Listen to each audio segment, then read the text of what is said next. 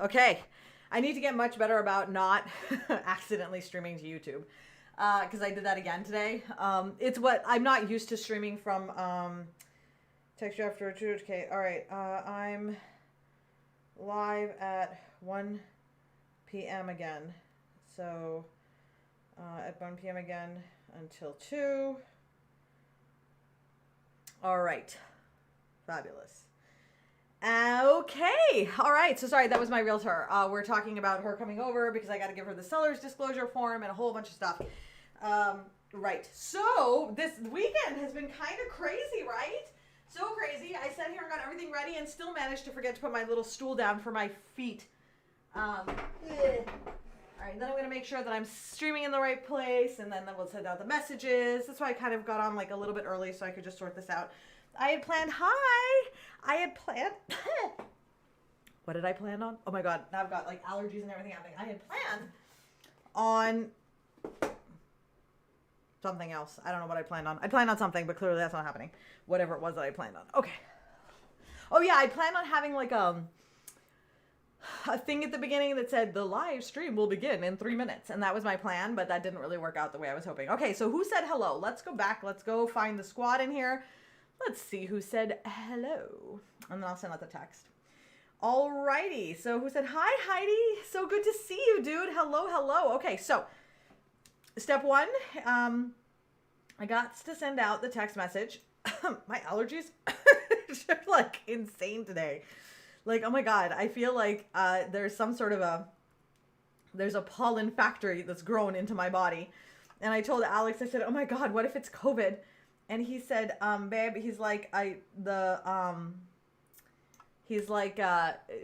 doesn't work on COVID.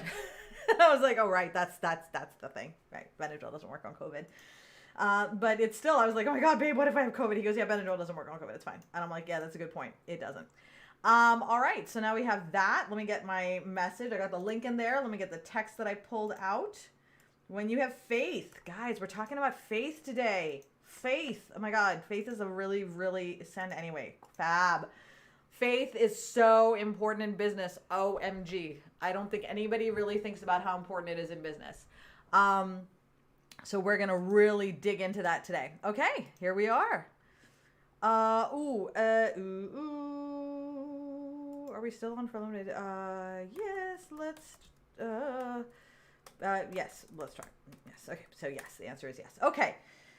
So, hi, hello. I see that Sophia, because she's got the little mushroom there. Okay, so this weekend was crazy. So just as an FYI, everything is a little bit more discombobulated than you'd expect because life is amazing and throws you curveballs when you least expect it, which is awesome, but it does require a little bit of adjustment in terms of like, life adjustment.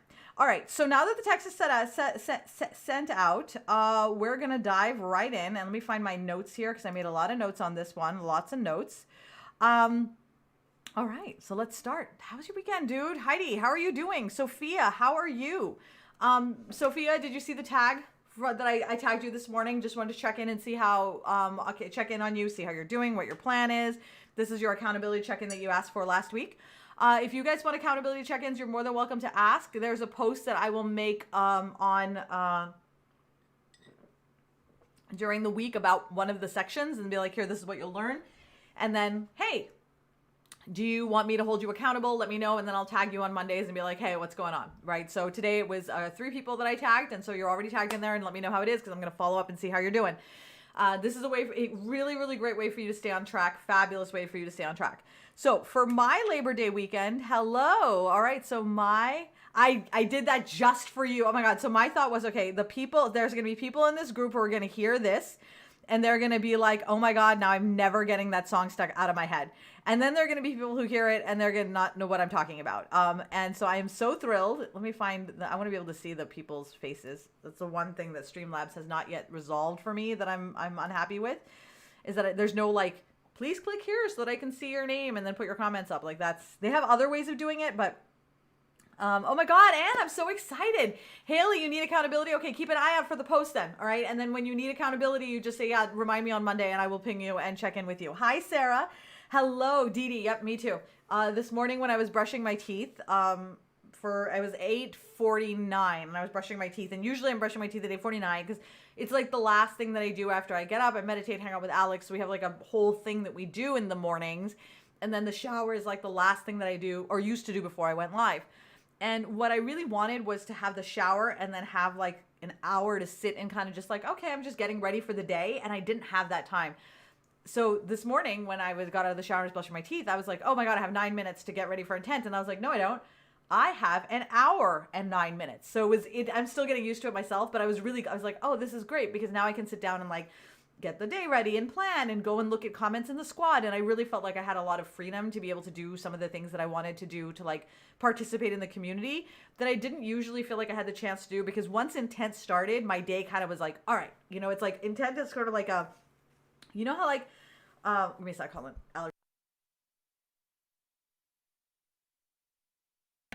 Alex says that he's never heard anybody blow their nose with as much ferocity and violence as I do.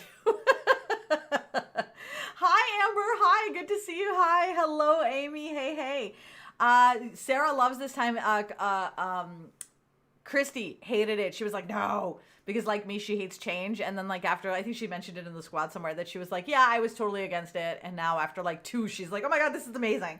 So I think that the change worked out really well for all of us. I think it just gives us a little bit more breathing room, which is like super nice. Okay, packing up from your long holiday weekend. Oh my God. From packing up. Oh, you're packing up the camper. You're headed back. And I was like, packing up. I was like, are you leaving now?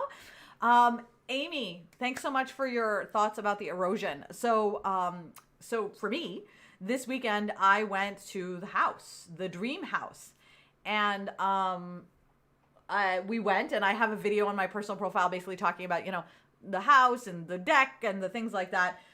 One of the biggest things that we're running into, like the question is, and we're going to try to get the home inspection done like ASAP, probably tomorrow, is if the guy accepts our offer, because it's very weird. I'll tell you how it's working out right now.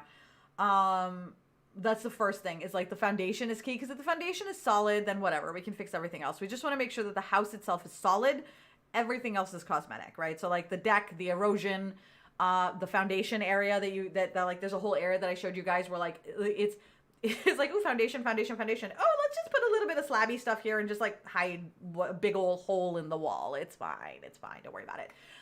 So that looks weird. And the doors in the house don't close properly, which is obviously fine because houses settle, but we want to make sure that it's like normal settling and not like, oh, look, your house is about to fall into into the ocean settling. That's a big one. Because I mean, there is a really big risk with getting a house this close to the edge of a cliff, right? I mean, we're literally on the edge of the cliff. It's hardcore, serious edge of the cliff, right? Alrighty. So, oh my God, you moved, Amber. Congratulations, dude. I have missed you. I was like, oh my God, where is Amber? I am so glad that you're back. And I'm about to do my whole move thing too. Hi, Sarah. We actually, by the way, we have somebody new in the squad. Sarah, I tagged you. I don't know if you saw it. She's obsessed with NASCAR. She loves NASCAR. So, and I was like, oh my God, Sarah's gonna love her. And so I would check it out. Check out the post I tagged you in. Exactly. The foundation is always important. That's exactly it. If the foundation is there, then we're good. If the foundation is not, then we're not.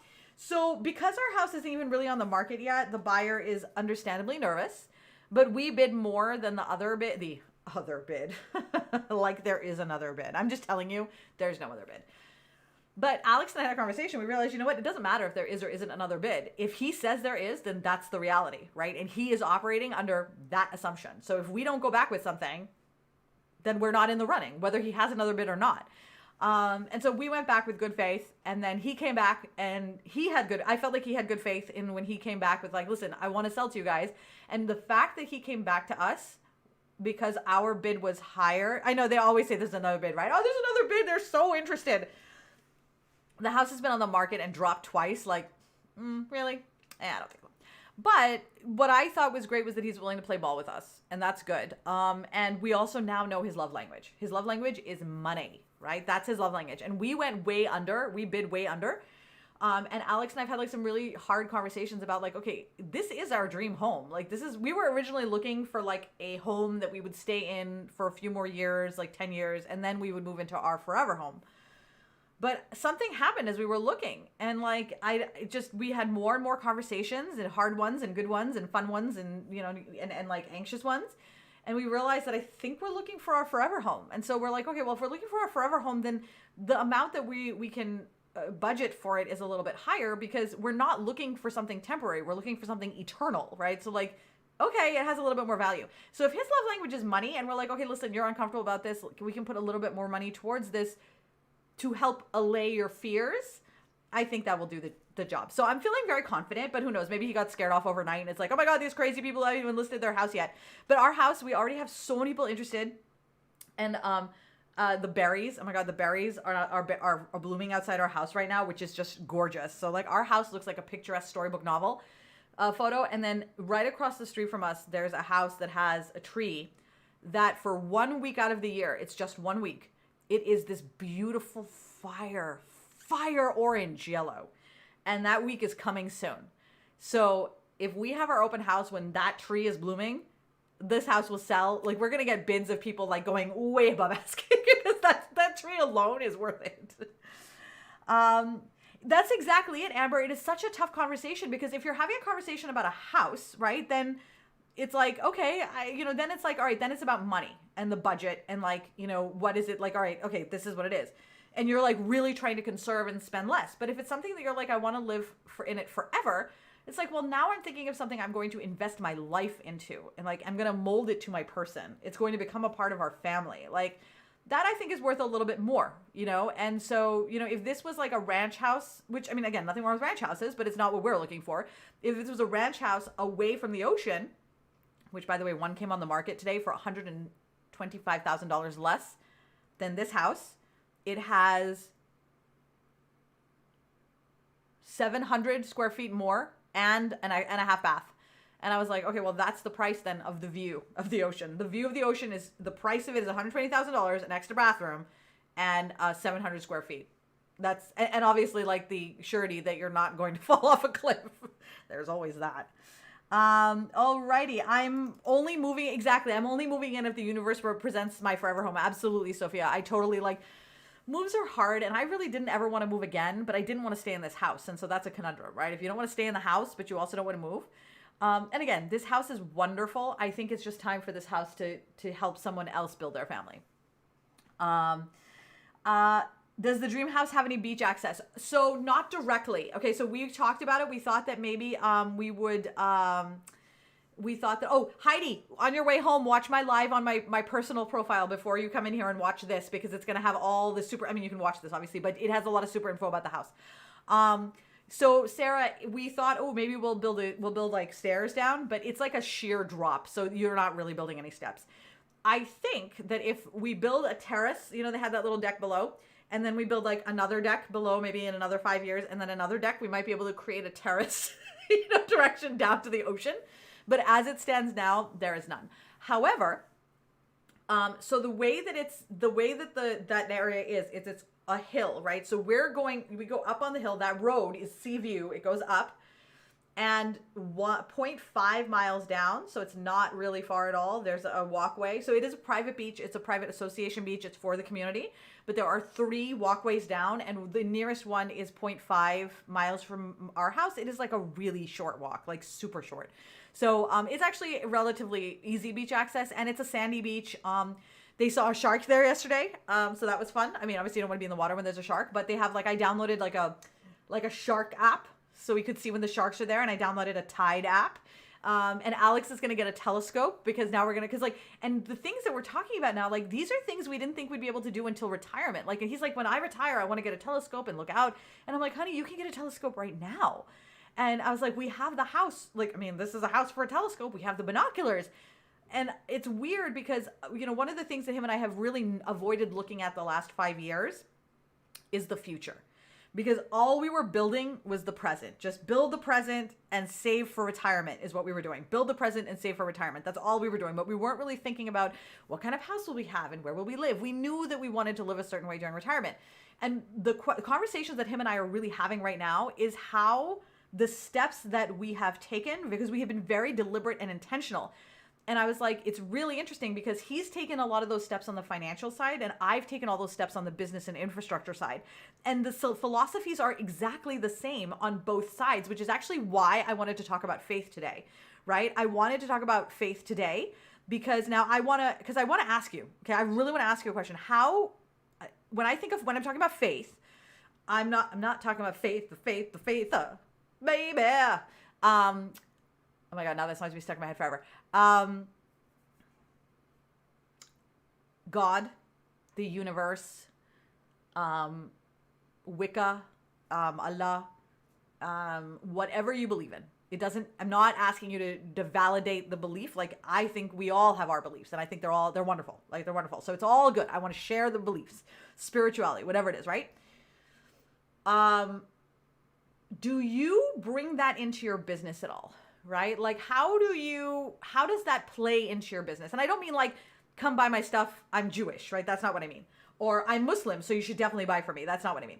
What I mean is like, in terms of your day-to-day feeling, how your outlook, your belief systems, like those kinds of things. Tell me about how, let's see, your source, yeah, whatever it is, right? Stay calm and be intentional. And okay, that is exactly important. That is, oh, my butt's hurting from sitting on this chair. That's exactly the key that I'm actually oh my God, it's almost like you wrote this for me. When I really think about the things that I've been training on and like this whole philosophy that we've been training on and learning on, the hustle proof your life, the social strategy school, all these things, there is an element of faith on that one. It's so hard to be a Christian woman and be okay with making money. You know what, Sarah? Let's dive into that a little bit also, because I wonder if that has to do with perspective. And this is not me pretending to know anything about Christianity. It's me knowing a lot about perspective. So I'm going to give you some thoughts. It may not work, but it's something I want you to think about. Okay. So let's, Sophia's very woo-woo about her business. All right. Christy talks about astrology and fate in your business. Okay. So, all right. So what I'm hearing here, I just want to I want to say this out loud. Okay. So Sarah, it sounds like when I say, how does religion feed into your business, it sounds like it comes in terms of guilt. Okay. It sounds like there's a guilt issue happening there. Christy says you talk about astrology and fate in your business. So that sounds like you talk about it a lot, but it doesn't, I'm not sure if you're using it as like an anchor or a way to like be calm and intentional. Same thing with you, Sophia. Very woo, but I don't know if you're using it as, oh yeah, dude, churches make money. One of my my best friends, Peter and Veronica, they're both pastors. He is, Episcopalian pastor in, Woonsocket. If, any of you are in Woonsocket, so that's where he is.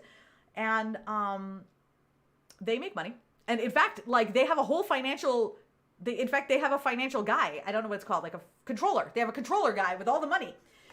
So, I'm going to come back to that because I think that's really important. The money, the whole money idea, especially as a Christian woman bringing that up, because I think that there's some similar philosophies in Islam as well about like money and the stigma of money and like what it means for money. And there's a big, push towards, I don't want to use the word charity because that's not really the word I'm like, so community support with your money. Like that's what I really like. They call it charity, but I don't like to use, I feel like it's really more community support. And I have a whole other training that I want to do about that later on, about the difference between charity and community support that I've really been thinking about a lot lately in response to a question that somebody asked about, why don't these people just leave their homes in Louisiana and go somewhere where there are no floods? And I was like, dude, there's a lot of reasons. And there's a whole different conversation about that, right?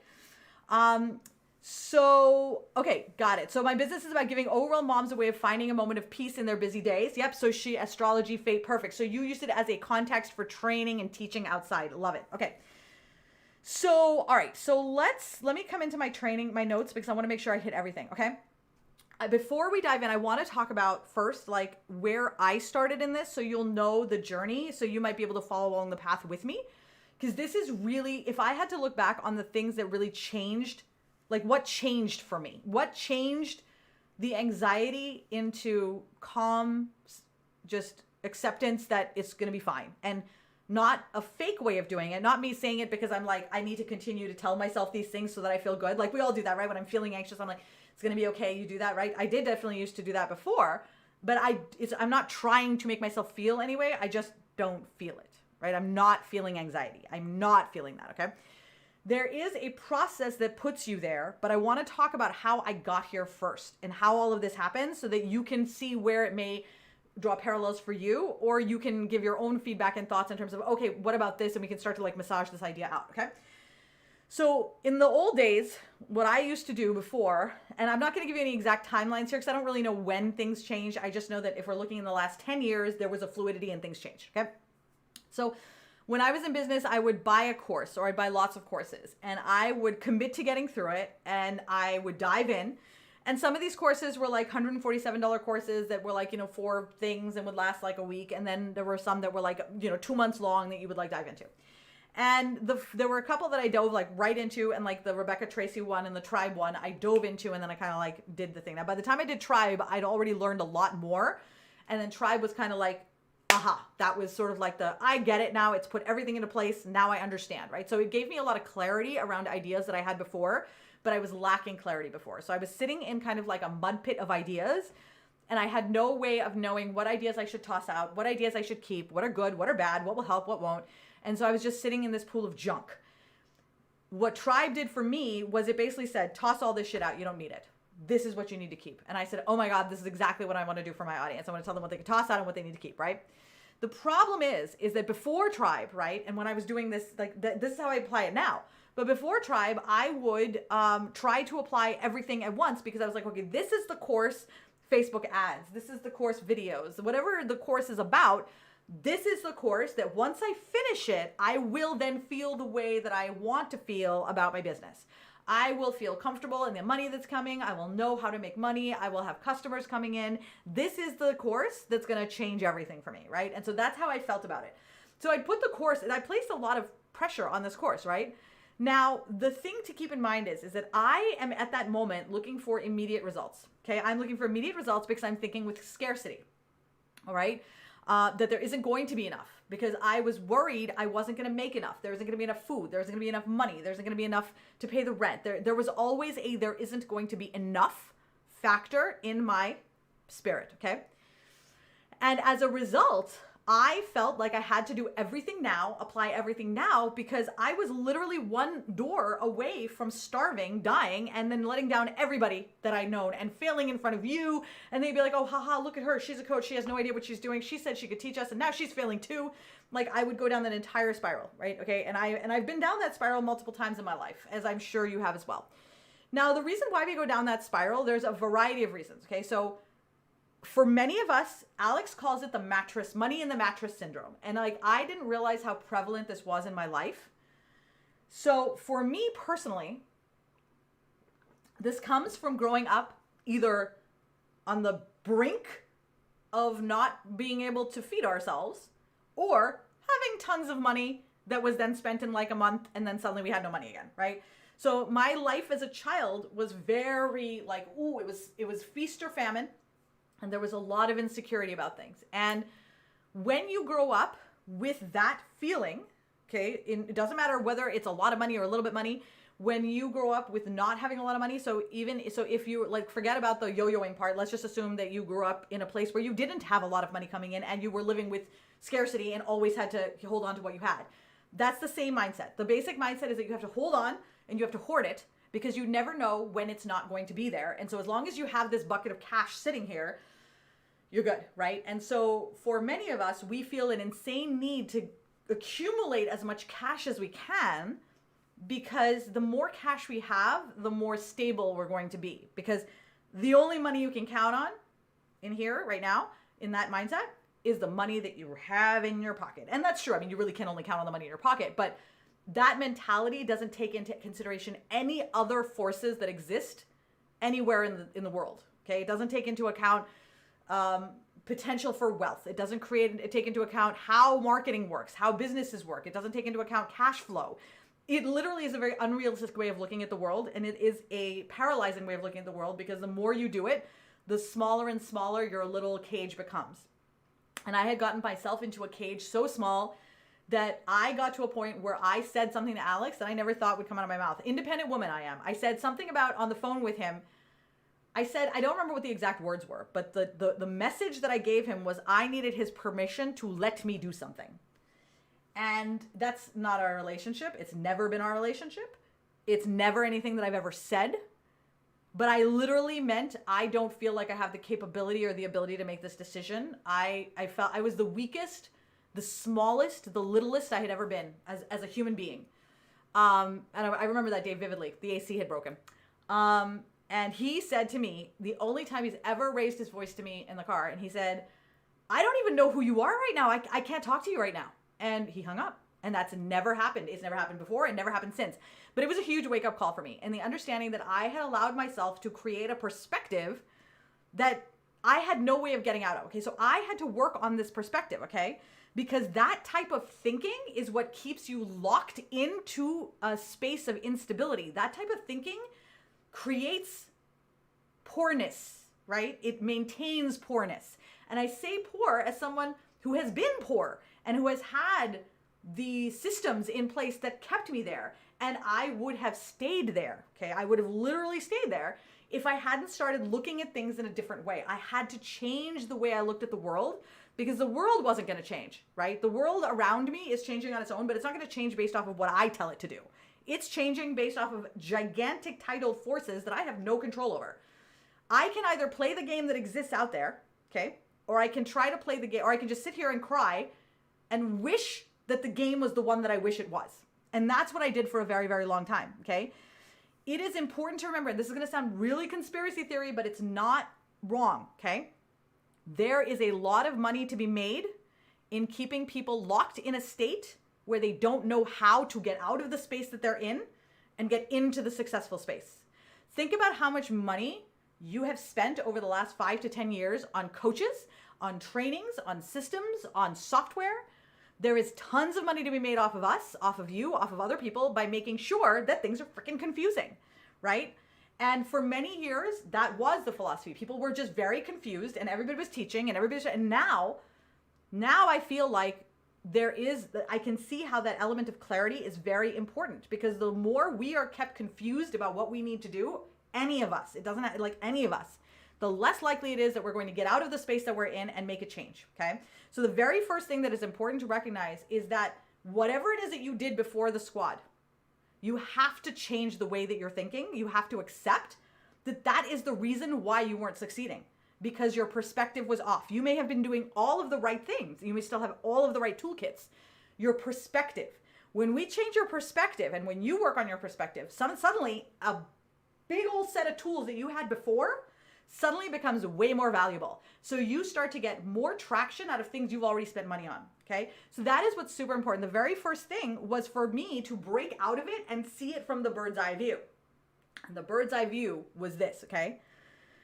The first and biggest challenge is understanding that I had to accept that I don't get to decide when something happens just because I want it to happen quickly.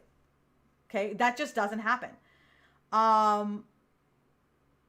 I just burst into tears. Oh, Dee Dee, I'm sorry. It is so hard to learn about money if you don't have someone to show you. We're told we need credit to live and invest it, say property or home, but living on credit is a slippery slope. Exactly. And I am one of the people who fell victim to it, like 100%. And Alex and I and I actually told Alex, I think him and I should write a book because we talk to each other. We have these kinds of conversations about creating a successful life constantly. I think like he's my business partner in the kinds of conversations that we have. And he taught me a lot of these things is that we stayed locked and I stayed locked. I was not able to come out of it until that moment where he just said, I don't even know you right now. And I was just like crying on the floor. And I was like, I don't know how to change. And I don't remember, I honestly have no memory of how I got from there to like a space where I can actually remember when I started to make changes because that was the darkest time. So chances are I've probably blocked it out. I could probably, if I actually called my all temps people, the servicers, and asked them when they came to service our AC that time, I could probably get it down to the exact day that it happened. I know it was a Saturday or Friday. Exactly. Just enough to move forward, but with little clarity. Exactly. So for me, these were all very important things. And this weekend, I spent a lot of time, actually, this was a shower thought this morning, but I've actually been putting all of this together over the last couple of weeks. Because I realized there is a very key thing that comes when you have faith in yourself. But I want to actually move the story forward a little bit more before I talk about the faith part, because it gets cooler. Okay, it gets cooler. So right now it sounds like we're all on board with this idea. Actually, let me come in here. I just want to see if I want to make sure I didn't miss any comments. Okay, quieting yourself in your life. Okay, such great question. My faith day-to-day changes because it's a relationship-based faith. Yep. So relationships will have ups and downs. Exactly. That's something I've learned through very dark days and some very amazing moments. But as a whole, I know I'm taken care of. God will provide exactly what me and my family needs financially and emotionally. So I'm free to be creative in my business. Exactly. Oh my God, exact times are impossible. I am so not temporarily challenged. Oh, this is really interesting. It's okay to make money. It's putting the love of money over your love of God. That's actually a really, I've heard that one before. And I actually have a thought similar to that, is that tribe has changed me. It changed me so much. Like it was, I think a lot of things happened all at once, but I think one of the main things that really helped me was taking the summer off to just literally bask in my creative glory. I really enjoyed doing that. And that's what I want to recommend you do too. Bask in your creative glory. Like seriously, your creative glory is where you're gonna, it's like a magic pool that you sit in and, you know, meditate, right? And then you come out with all of these things, right? All right. It's hard to learn about money. So many vague coaches. Okay. Bless Johnny and his wisdom with money and finances and his patience. But you know what made him that way? Living in poverty, literally under a bridge with his mom coming from Puerto Rico. Oh my God, that's amazing. That is so incredible, his accomplishments. They keep saying you give too much here and hold back. Okay, so I'm gonna come back to a lot of these because they're all really important. Dee Dee, what I hear, I want to say this out loud, okay? You said I didn't know. Wait, hold on, not that. This is what I battle with. They keep saying you give too much here and hold back, blah blah. And I know they've said that to you. And when you listen to them, right? So like, I'm gonna go through the scenario, right? You're giving stuff away, and by the way, this has happened to me. I've had people say, Vanessa, you're giving too much stuff away, and there was a time where I would feel right here, you know, that feeling like, oh, am I giving too much away? Am I doing something wrong? And now, I was having a great day right before that. Everything was fine. I was having fun. I was talking to you guys. We're having a good time. And then suddenly someone says, you're giving away too much stuff. And I'm like, oh my God, shit, I'm going to fail. I'm giving away too much stuff. If I'm giving away all this stuff, then why would anybody buy anything? If nobody buys something, how am I going to make money? I don't want people to think that I'm trying to steal their money. Like, I don't want to be like, look at me, I'm asking for more money. Like, these are the conversations that I would have, right? And then guess what I'm not doing? I'm not helping you. Guess what I'm doing? I'm stuck in my own head, my own disgustingness in here, right? Because it is a disgustingness. And why is it disgustingness? Because I'm doubting myself. I was totally fine until some idiot said that I was giving away too much stuff. Yeah, exactly. So Dee Dee, I'm just saying that guy's an idiot. Whoever it is, they're an idiot. Forget about them. Okay. What is so hard to me is the line of giveaways and being a good business owner. I hear so many views on it. It's hard to know what to do or not to do. Yeah, absolutely. Absolutely. Those are the questions, right, that we have. So let me dive in and tell you a little bit more of the story, and we're going to come back to these, okay? So now, where is the change? Okay, so the change happens when I finally accepted, and we went through this one, that just because I wanted something to happen quickly didn't mean that it was going to, okay? Guys, that sucks. I just want to tell you, I want you to stand in that for a second, and I want you to really acknowledge this. Just because you want it to happen now doesn't mean that it will. And it doesn't matter how much urgency you approach it with. I'm approaching with so much urgency. I'm doing this so quickly. Like, look how fast I can run. Look how fast I can run. It doesn't matter. It literally doesn't matter. Things will happen when they can happen. And there is an infrastructure that has to be in place for things to happen. And what's great about this infrastructure is that if you build it now, in 2 years, it feeds itself and you barely have to do anything. If you don't build the infrastructure, you're going to feel like, oh my God, all the time. And that gets old really, really fast. I mean, it's old for me right now, and I'm like, why did I do that? That was really dumb. It gets old super fast, opening the window because I'm hot now. So I want you to think about this, all right? I have to take the steps to lay the foundation for my business. The faster I lay down the steps for the foundation that are not sexy, right? The more effectively I'll make money over time. And by 2 years, I'll be making 10 times what I'm making now. But if I keep doing the way I was before, I'm still going to be trying to chase my sales in 2 years. Okay, so I want you to pretend for a second. I want you to sit down and imagine this, all right? You're driving down driving down a highway. You have a kid next to you and 3 kids behind you. Okay, maybe your kids, maybe friends' kids, but at least one of them is your kid. And if you don't have kids, maybe you have a dog, a bunch of dogs. And suddenly, you have a talking dog in this case, your kid screams, "Ma, I'm sore, I'm bleeding all over the place, Mom. She's screaming and crying, right? Okay, now you are like, shit. Okay, now if you panic and you look back and you're like, oh, let me help you, right? What's going to happen? You're going to get into an accident because now you're trying to solve this problem while you're trying to drive forward. Oh, my kid's bleeding, so obviously that's a priority. But you're trying to look back and drive at the same time, okay?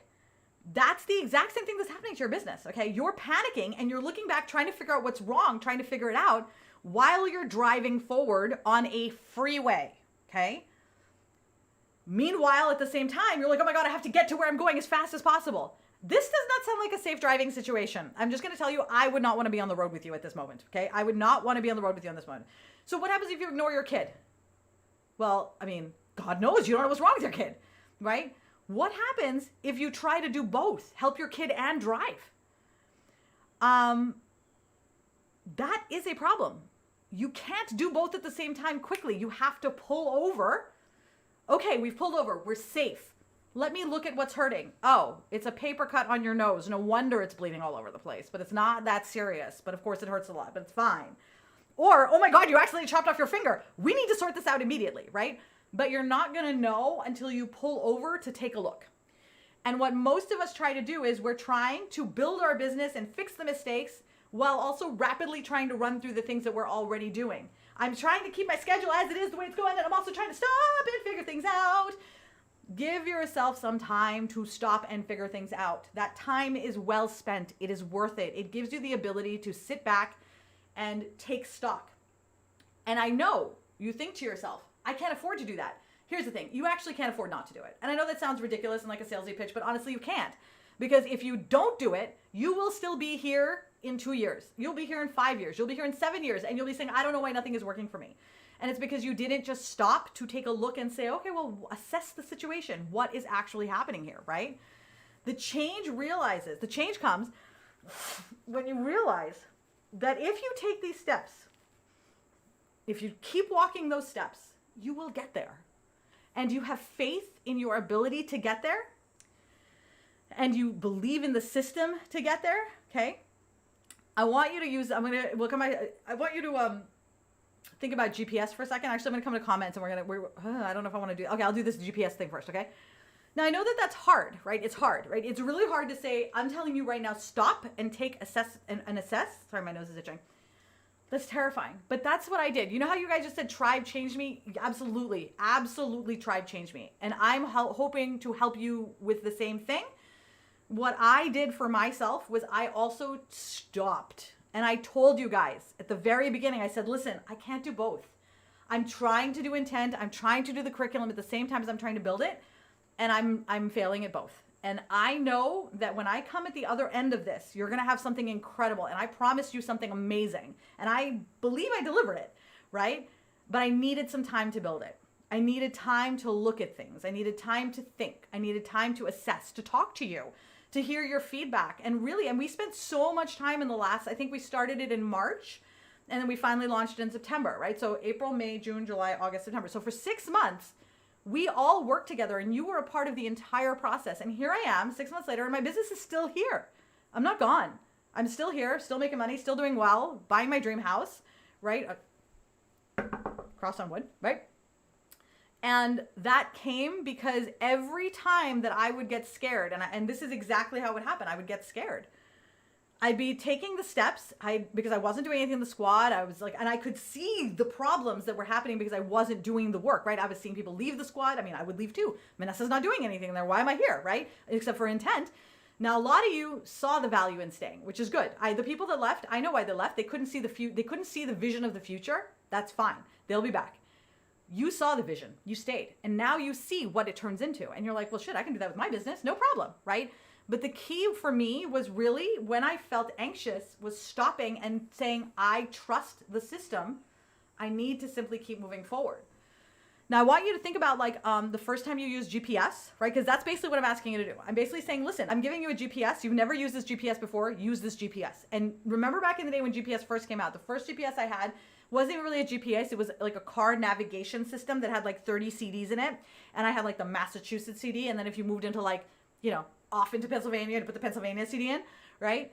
And I used it, but I remember I didn't actually use it. I had it, and then I would print out my MapQuest directions so that I would just make sure that I was getting to the right place. And I did that for months. I did that when I first started using actual GPS to make sure that it was sending me the right place. And then after I trusted it, I let it go. Those printouts were my binkies, right? They were my pacifiers to make sure that I was like, oh, am I really going to the right place? Because I didn't trust it. And any new system, you're not going to trust when you first do it because you're scared, because you don't know it. You've never seen it work before. Once you see it work for yourself, you're like, okay. Because going back to what I was earlier, I had a lot of belief systems. I felt like even if I did what someone else told me to, I didn't feel like I was good enough to make it work for me. So like Tribe is not it didn't happen with Tribe, but let's use it as an example, right? Tribe, like I went in and I'm like, I have faith, this is going to work for me. I'm just going to do it, take the steps. And in the end, I will see the results that I want. I can't think about the future. I can't think about the what ifs. I really just have to take these steps and just trust that if I'm taking the steps, I will get there, and have faith in my ability to do this because I've always done it before. I am here today, a 44-year-old woman. I'm doing well. I'm happy. I have dogs. And I want you to look at your own life. Wherever you're at in your own life, dude, you've come really far. You've done a lot. Look at your past successes that brought you here. And make no mistake, it's all successes. You're still in business. That's a success. There's a lot of people that aren't still in business, right? And it's fine if people decide they don't want to be in business, of course. But there's a difference between deciding you don't want to be in business and like failing out because you haven't put a poor infrastructure in place. But you're here, right? Which means that you're already winning. Like, you're already one of the survivor people, right? They call about survivor bias. Like, we've survived. So you have obviously got that same skill set too. But do you believe in it? Do you have faith in yourself that you have that? That's what I didn't have. I had no faith in myself, and I had to build that faith. And the way that I built that faith was by just saying the words. Like, I would get anxious and I'd want to dive back into like, oh my God, should I do this? Like, oh my God, I'm scared or whatever. And I'd be like, just take the steps and the steps will pay for themselves. You just have to take the steps, right? If I had never given GPS a chance, I would still be using my Rand McNally Atlas. Just saying. And that thing was huge, right? That thing was humongous, right?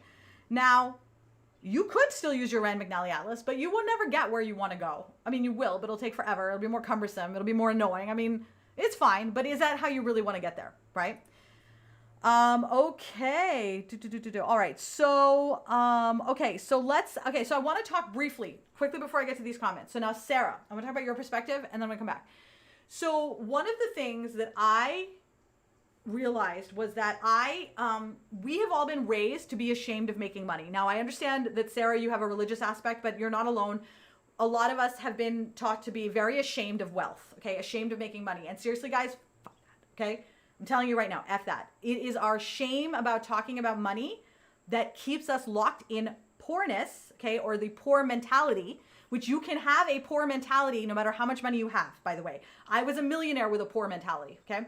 And the poor mentality is what keeps you locked in. And I really want to be very clear here that, like, I am trying, like, because I don't like using the word poor because I've been poor and I hated that word. Okay, I hated the word when I was poor, but I know I know that word also it's the feeling, that's the word, right? And so I just want you to know that when I use that word, I feel the memory of myself when I had to count pennies to buy tomatoes, right? I feel that memory and I freaking hate it. That's why I hate using the word, is because when I say it, we all feel it. Every single one of us feels, if you feel poor now, then you feel it now. If you were poor once, you feel it then. It doesn't change. It comes back and the PTSD trigger comes right back. So, but I say it because that's the word, but also because it is a system the thinking, it's a system of how we approach our businesses. All of these things come together. And when I said that you want to be in the squad and you need to attend intent, it's because these are the things that actually help to make the steps that you're taking work, because you're changing your perspective. And as you change your perspective, all the things that you've already been doing in the past that weren't working suddenly start to work. And that's the magic. You've already spent a lot of money on a lot of things. It wasn't a waste. It's just dormant in your mind right now. Once it comes out, it'll be there. Now, we have been taught to be ashamed of making money, but notice how the people who have a lot of money aren't ashamed about talking about it. Or they don't talk about it because we don't talk about money, right? If you're super rich, we don't talk about money. Well, that's great for you if you don't talk about money and you're super rich, but I'm not super rich, right?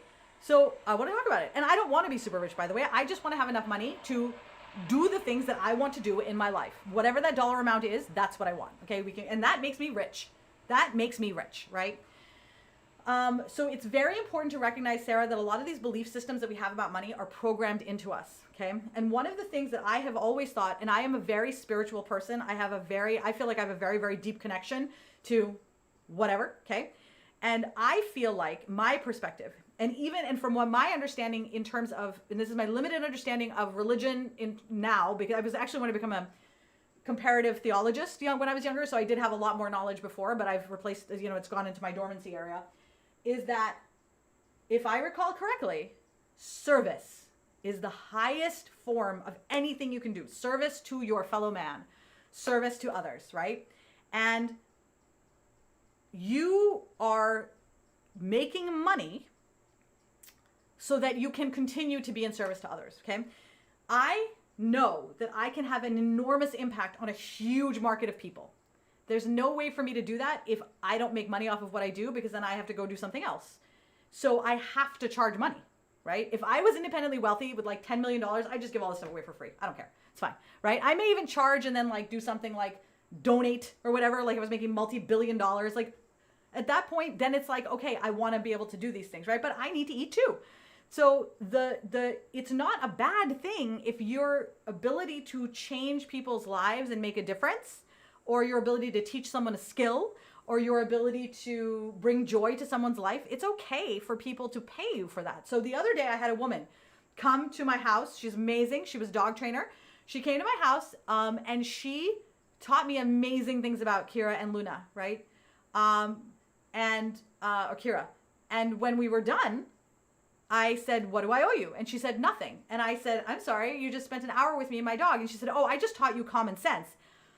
Well, my coach went on and I was like, okay, I'm sorry. I'm really sorry, but I'm going to become a coach on you here. And I was like, you don't get to decide what value I got out of this experience. I was like, for you, it is common sense, but you just spent your entire life learning how to communicate with dogs.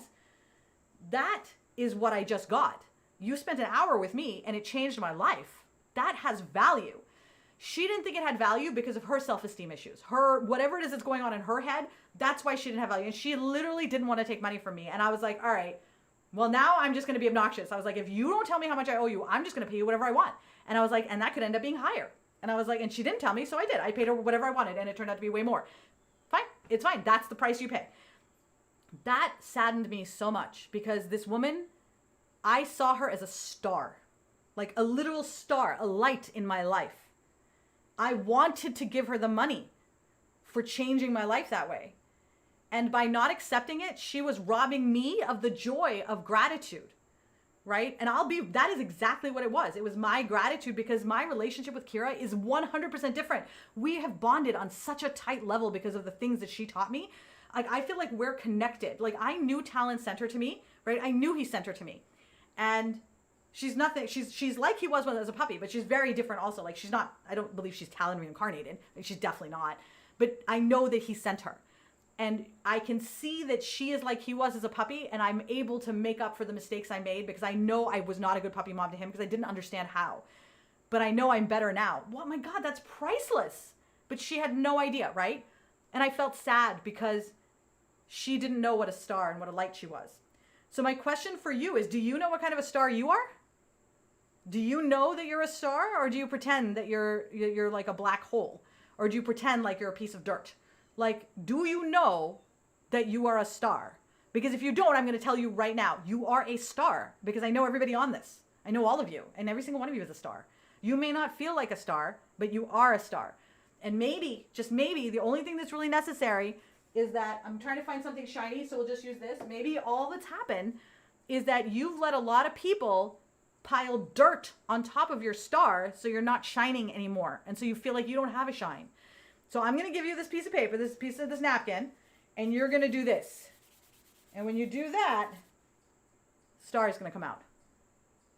And there's your star. And now you see what you really are. Okay? That's faith. I want you to have faith in the fact that you are a star. And I know it because I know stars when I see them. Okay? And that's one of the reasons, again, why I redid the squad. I wanted to be able to see the stars. It was hard for me to see the stars before because the way I had it set up, I was inviting people along who didn't even want to be stars. They weren't interested in light. They were just interested in consumption, right? And I don't want consumption. I want light, right? I don't want somebody who's here to consume, and by consume, I don't mean obviously consume all the content, yes, but I mean, they wanted me to be their light for them. That's a better way of doing it, right? They wanted the curriculum to be the light. That's what it was. They're looking for the curriculum to be the light instead of them being the light channeling the curriculum. Now you are the light. So all we need to do is learn how to, turn the mirror and it'll do the things we want it to do, right? Exactly. Okay, I'm coming back into the comments here. Okay, let's come back to the comments. Okay. Alrighty. We cheapen ourselves in our products when we're scared to say how much our time product costs. Dude, one of the best things I ever heard from Tarzan K was be the alpha when it comes to money. Just be the alpha. And I'm like, yeah, even if I don't feel it, I'm going to be the alpha. And it's scary sometimes because I don't feel like the alpha, but I do it, right? What's common sense to her is magical to me. Exactly. I totally did that with a customer. Her mom just passed away and left a half to unfinished blanket and asked if I'd finish it. Of course I will, and I'd do it for free. I feel like she was sad. So I would say that, right? So I would, because the thing is, remember, for many people, the payment is their gift. We all have our own love languages, and my love language is giving. So if you give me something and you don't let me pay you, I feel like you're robbing me of my ability to take joy, right? And that's not fair, right? It's not fair for your insecurities to impact my joy, right? And I mean, I guess it is what it is, but like, I want you to give it that perspective. Like, are you really helping me or are you just making my life worse? Right? Because you're trying to help her. You're trying to be nice. But are you being nice? Or are you just making her life harder? Right? And this is really important to think about because a lot of times that's not what we think about. We think, oh, no, don't pay. We think we're making someone's life easier. We're not. We're just making them feel bad, right? Let them pay you and be done with it. Like, stop creating a narrative for someone else's mind, okay? Like, this is all a story you're creating in her mind that maybe it's not worth it. Maybe I don't want to. Maybe she's taking advantage. These are all her stories. They're not yours. They're all your stories. They're not hers. You're making them up. Right? For her, she's like, I want to do that. I want to do this, right? Yeah. And honestly, you'll be surprised. One time I had somebody ask me what my rates were. I had no idea. I just threw a number out there and I was like, oh my God, they're not going to take this number. And they said, okay. And they just paid it. And I'm like, okay, well, that's weird. Sure. And that's how my rates got higher. I realized in that moment that I was undercharging. I was like, okay, right? Exactly. That's what I'm saying, Sarah. That's what I'm saying. Okay, so here's what I want you guys to leave with today, okay? This was all kinds of powerful stuff. All kinds of powerful stuff today. Let me just make sure that I got everybody. Dude, I just raised my rates significantly for new clients. Is this you, Katie? I'm so glad you did. And I was happily surprised when they paid. Now I can work a little less and focus on my kids more. Exactly. The super rich don't want to talk about it because it's illegal and also because it keeps them rich and you poor. I know it sounds terrible. It keeps me poor, keeps all of us poor. And the only reason that any of this is something that I became aware of is because at the exact same time that I was going through this entire journey with the business, Alex was going through exact same thing with the finances and retirement. That man is a genius when it comes to understanding money, but he knew nothing about money 3 years ago. 3 years ago, I handled all the money in the house and then I stopped paying taxes. So, and our money was completely separate. So Alex, we had a house fund, but my money was separate, his money was separate, and I handled taxes. Mistake. And then we had our conversation, and at that point, he had already started building his finances, and he had already started building a financial engine. Like, he was literally building just something like from the ground up. Like, it's taken him years, but it started with nothing. It started with literally nothing. And watching his perspective change was what blew my mind. I realized that the only thing that's really changed is that he has a better understanding now of where to put things, how to do it, what to do it. And I don't know any of these things, right? I don't know any of these things. But I do understand the philosophies, right? And as we talk, I'm like, oh my God, that's the same philosophy. And we realize that once you get the thought process down, the process itself you can use for anything. You literally can use it for, you can use it for financial future. You can use it for building a house. You can use it for building your business. It's all about the faith in the process, right? It's the faith in the process and understanding what process you want to take and recognizing that you have an inherent bias against yourself. You have an inherent bias against yourself. And that's important, because if you don't recognize you have a bias against yourself, you're not automatically going to realize, you're not going to realize that you're automatically like, shooting yourself down. Okay. Alrighty. Okay. When we have money, we're happy to spend it on valuable things. So this is the key, right? We are getting this house, right? This is really important. We are getting this house. This house is under budget for us. We are not opting to go for higher because we're trying to save money and conserve money for retirement, right? We could go higher, get a different house, a bigger house somewhere else. It's not what we're looking for. We want to be very thoughtful. Consumerism, just throwing that out there, the desire to buy lots of valuable things with the money you have is another thing that this is a whole different conversation, because we make all the money and then we're told to spend it on expensive things, and then you don't have the money because you're busy spending it on expensive things, right? Obviously, you're going to have situations where you need to replace the tires or do the thing, but frivolous spending, and I'm going to, my pile of shit outside is a great example. I have a pile of Freebirds this high that I've never worn. And you know who told me I needed those piles? And this is not me talking smack about LuLaRoe no matter what, but that's where it happened. When I was at LuLaRoe, I saw that if you were a mentor and you made a lot of money, then this is what you had to spend it on. And when I look back, one of my biggest regrets about that time was letting other people decide what success looked like. And they told me what it looked like. I listened to them. I followed their advice. That is my fault, not theirs. They gave me the advice. It is my fault that I followed it. Bad on me, right? Is I followed their advice and I wasted a lot of money and I didn't pay taxes. And I wish I had made a different choice. I have serious regrets about that decision. I enjoyed those Freebirds. I had so much fun with those Freebirds. I still love Freebirds. But I spent a lot of money on frivolous stuff I didn't need because I had it. And most people don't want to make $1 million. Most people want to spend $1 million, right? And so I did exactly that. I just spent the money. When you start getting really clear on what happiness looks like for you, and this is a different conversation, but we should have it in general, if you don't know what happiness really looks like for you, then you might be really piggybacking off of somebody else's dream, somebody else's idea that may cost way more than what you want to spend. It is so important. They're way bigger. Oh my God. There is a house, dude, that is so much bigger. It's like 1,600 square feet on the ocean. Absolutely. 800 grand, not spending that money. Not a chance. It's not worth it. We can turn this house for what it is even better. That is not a good use of money that could go into a retirement account, that could go into savings, that could go into something. It's just not a good use of money, right? Because we know what we need. We know what we want. There is a time, and there were people, I will tell you, somebody actually messaged me and said, I don't understand why you're not buying a bigger, more expensive house because you can afford it. And I was like, I understand that you don't understand that because I know that that's what you want, right? And it didn't come out that way, but that's how it kind of feels, right? Because I know that that's what you want, right? And I think that if that is how you see success and happiness is big houses, then get it. But it's not mine. And I'm not any less successful or any less happy or any less joyous because I'm getting a tiny house whose foundation may or may not be working, right? And that's really the key. For many of us, we have no idea what actually makes us happy. We're just running along on rails. Oh, look, there's something I can buy. Look, something I can buy. When you start really thinking about the things that make you happy, I think you'll be really surprised to find that you don't need to spend as much money as you thought. And there's more money to be saved, which means you need to make less money than you thought, which means you're not having to work as hard. And it just changes everything, right? These little ways of thinking, that's where the difference comes in. Are you size 9? I'm not. I'm size 7? 7? I don't know what size shoes I wear, but I know it's 7. I know Syra's 9 or 10. She's has gigantic feet. I did the same thing. Phew, I was scary, but I'm glad I did it. It's my dream, and now I am happy. Exactly. It's not for them to understand, and that's the same for everybody. So that's what I want to leave you with. I'm going to leave you with a couple questions, okay? Here are the questions I want to leave you with. All right. Questions. Where the hell did it go? Where the hell are my questions? I have some important questions for you. Aha! Okay. These are long. Okay, there's a lot. I'll post them.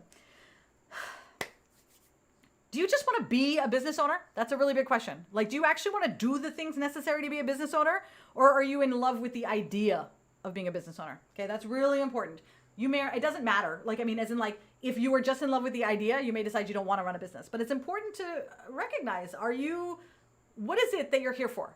Building or just, the idea of building? If it's actual building, then do it. Because building requires a lot of discomfort. You have to be okay with that. That part, not a lot of discomfort. So if it's just something that you're in love with the idea then you may want to rethink how you're approaching it, because you may not want to be so intense about it, right? The idea itself, right? Are you sticking with the way that you're doing because you want your way to work, right? Is it that I just want it to work the way I want it to work? I just don't want to have to do anything else, right? I've said that totally. That's why it's on the list. Do you want it to work just the way I feel like it should work this way? Like I just feel like it should work this way, right? That kind of thing.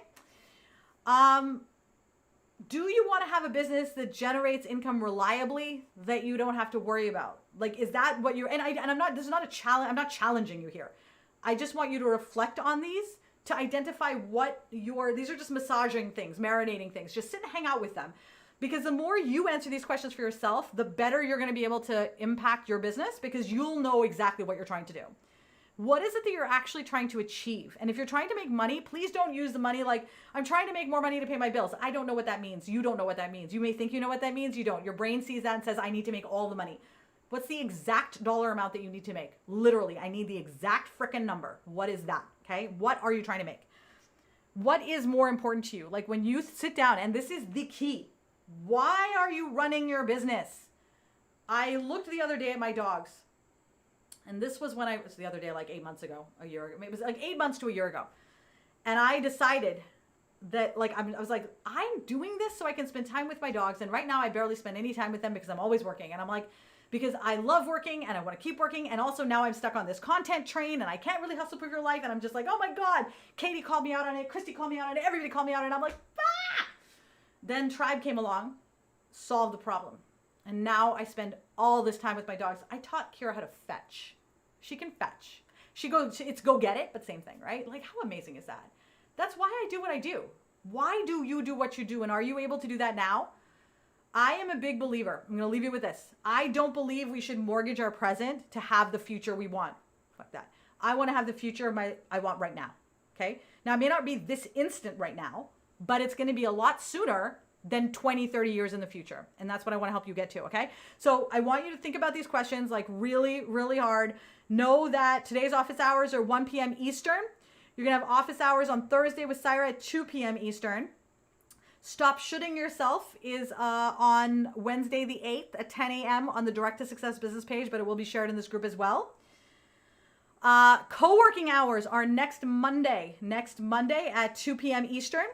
The full schedule for whatever's happening can always be found in the training hub. The link is on the cover photo. The cover photo schedule has been updated, so you can click on that and get there. Make sure to add the calendars to your, the dates to your calendar. There's a little button that'll let you do that, so that you always know when we have something, if something's canceled or whatnot, okay? If you can't find anything, please post on the wall and let us know that you can't find it, and we will direct you. It's super easy to like go grab a link now. So like if you're like, oh, I can't find something, don't even worry about it. You're not bothering anybody. Drop it in there. We'll be good to go. Alrighty, guys, this was so fabulous. So here's what we're gonna do. That's so fetch. Oh my God, dude, that's amazing. All right, so this is the thing, alrighty? So, dude, that's amazing. I love it. Sit on your couch and crochet all day. Winning, okay? So now you just have to get okay with making money, okay? Alrighty, so I am going to run off now and meet with Laura, and then I have housing things to do. So tomorrow I may be going for the inspection, so that'll be a weird